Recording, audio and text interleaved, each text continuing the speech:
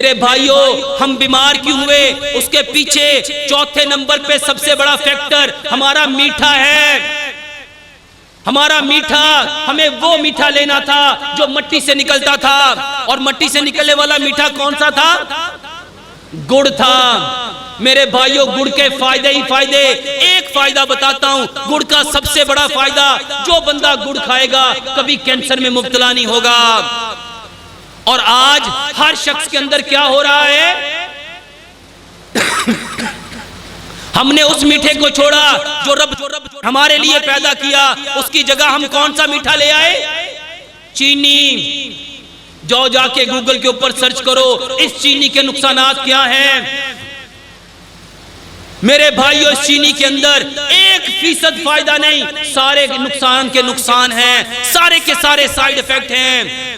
اور اس چینی کا صرف ایک نقصان، جو بندہ یہ چینی کھائے گا اس کا امیون سسٹم میرے بھائیوں ڈیڈ ہوتا جائے گا۔ اور آج ہماری باڈیوں میں، آج ہمارے جسموں میں ریزسٹنٹ پاور ختم کیوں ہو گئی؟ کیونکہ میرے بھائیوں، ہم نے وہ میٹھا چھوڑ دیا جس کو رب تعالیٰ نے پیدا کیا تھا۔ جو میٹھا اللہ نے پیدا کیا وہ گڑ ہے، اور جو میٹھا کیمیکل سے بنا وہ چینی ہے۔ میرے بھائیوں، ہمارے بیمار ہونے کے پیچھے سب سے بڑا فیکٹر پانی ہے۔ رب تعالیٰ نے پانی کہاں پیدا کیا؟ مٹی کے اندر، زمین کے اندر۔ جو پانی زمین سے نکلتا تھا اپنے اندر بنڈل آف منرلز لے کے نکلتا تھا۔ اور آج ہم سب نے کون سا پانی پینا شروع کر دیا؟ ہم نے کہا ہم تو بہت ایجوکیٹڈ ہو گئے، ہم تو بہت ایڈوانس ہو گئے، ہم تو بہت ترقی یافتہ ہو گئے۔ ہم نے وہ پانی لینا شروع کر دیا جو RO پلانٹ سے آ رہا ہے، جو فلٹر پلانٹ سے آ رہا ہے۔ اس RO ممبرین نے کیا کیا؟ اس پانی کے اندر کے جتنے منرل تھے سب کو لیس کر دیا، اور آج ہم منرل لیس واٹر پانی پی رہے ہیں۔ یہ جو ہڈیاں کمزور ہو رہی ہیں، یہ جو کیلشیم کی ڈیفیشنسی ہو رہی ہے، یہ جو وائٹامن ڈی کی ڈیفیشنسی ہو رہی ہے، یہ جو ہمارے جسموں میں منرلز کی کمی ہو رہی ہے، اس کے پیچھے سبب کیا ہے؟ ہم نے فطرت کو بدلا۔ وہ پانی جو مٹی سے آتا ہے میرے بھائیوں، اس کو پیدا کرنے والا کون؟ اللہ۔ اب اللہ نے جو پانی بنایا اس کے اندر کتنی طاقت ہوگی؟ اور جو پانی فلٹر پلانٹ سے نکلتا ہے، RO پلانٹ سے نکلتا ہے، UV پلانٹ سے نکلتا ہے، UF پلانٹ سے نکلتا ہے، ملٹیپل فلٹریشن پلانٹ سے نکلتا ہے، وہ منرل لیس ہے۔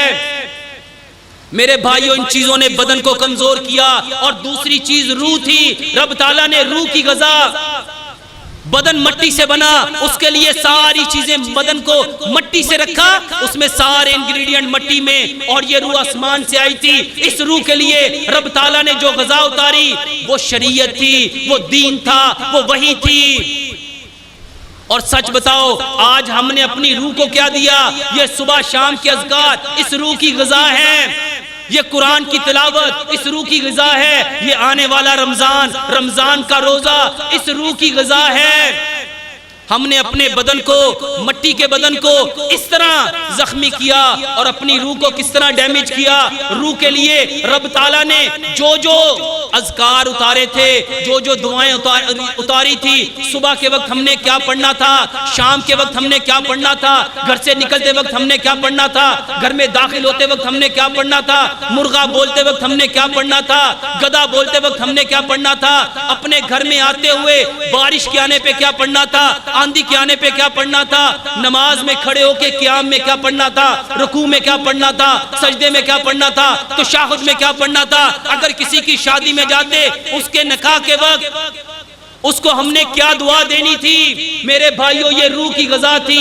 آج ہم نے بدن کو بھی وہ نہیں دیا جو رب نے پیدا کیا، اور روح کو بھی وہ نہیں دے رہے جو روح چاہتی ہے۔ آج ہمارا بدن بھی کمزور ہے، ہماری روح بھی کمزور ہے۔ حل کیا ہے؟ صرف ایک حل ہے، ہمیں واپس پلٹنا ہے اپنے اصل کی طرف، اپنے اصل کی طرف۔ اور ہمارا اصل کیا ہے؟ ہمارا اصل دین ہے، ہمارا اصل اسلام ہے، ہمارا اصل شریعت ہے، اور ہمارا اصل پیارے پیغمبر جناب محمد۔ صلی اللہ علیہ وآلہ وسلم کی زندگی ہے، طرز زندگی ہے، جو پیارے پیغمبر جناب محمد صلی اللہ علیہ وآلہ وسلم کے طریقوں پہ آئے گا، وہ اپنے بدن کو بھی کبھی کرے گا، وہ اپنی روح کو بھی کبھی کرے گا۔ جو اپنے نبی صلی اللہ علیہ وسلم کے طریقے سے ہٹ جائے گا میرے بھائیوں، وہ اپنے بدن کو بھی کمزور کرے گا، اپنی روح کو بھی کمزور کرے گا۔ آج ضرورت صرف ایک امر کی ہے، ایک طریقے کی ہے۔ جیسے حکیم لقمان نے فرمایا تھا، بیماری صرف ایک وجہ سے ہے، اپنی فطرت سے ہٹ جانا۔ میرے بھائیوں، علاج صرف ایک ہے، ہمیں واپس اپنے پیارے پیغمبر جناب محمد صلی اللہ علیہ وآلہ وسلم کے طریقے میں آنا ہے۔ اسی میں شفا ہے، اسی میں صحت ہے، اسی میں تندرستی ہے۔ اللہ سے دعا کرتے ہیں اللہ رب العزت ہمیں 100% بدن کے اعتبار سے بھی، روح کے اعتبار سے بھی پیارے پیغمبر جناب محمد صلی اللہ علیہ وآلہ وسلم کے نقش قدم پہ چلنے والا، ان کے طریقوں پہ عمل کرنے والا، عمل کر کے اس پیغام کو ساری کائنات کے انسانوں تک پہنچانے والا بنائے۔ اللہ سے دعا ہے جو کچھ کہا سنا اللہ اس پہ پورا عمل کرنے کی توفیق عطا فرمائے۔